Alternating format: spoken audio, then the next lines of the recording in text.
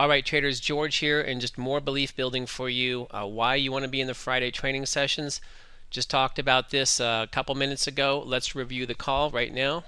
One more comment then on the S&P here, because this last move over 55, and if we get back below 55, then the lower 40 is something to look at as support. Everything goes in reverse. If we start to head back down, then if we break below 43s here, that's going to open up this zone again. We already know that 27 was an area we looked at for support on this bounce here.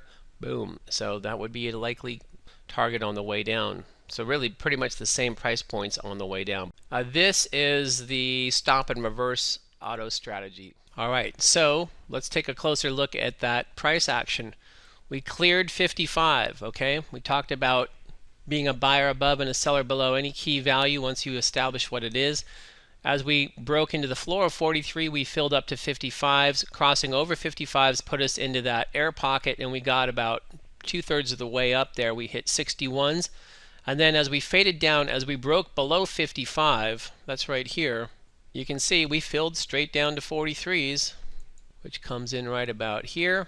And in fact, when we got down to that zone, the initial candle, the hourly candle, it had a little spike off of that. The second candle opened where this one closed right about at the midpoint, and that one also closed just about at the floor there. We made it a couple points lower. We broke below 40, we got to about 37s, we're at 41s right now. So the bears did a good job of pushing through that very intense balance beam up here. But let's go back to being aware of what's happening with price. The market top video I did called for a short below 40. That moved over 50 points in favor on that movement down.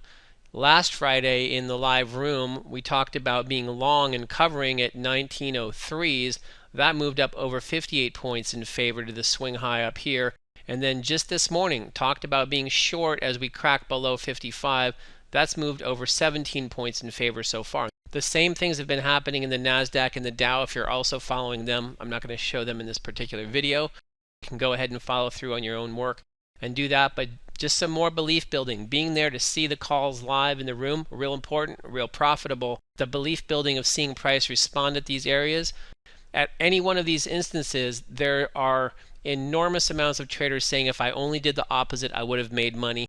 The bottom line is they're going into positions on the wrong side of the heavy trading commitment. So that's why the balance beams are so powerful, as they show us where they are. Some great trading this week, some killer moves in all the markets.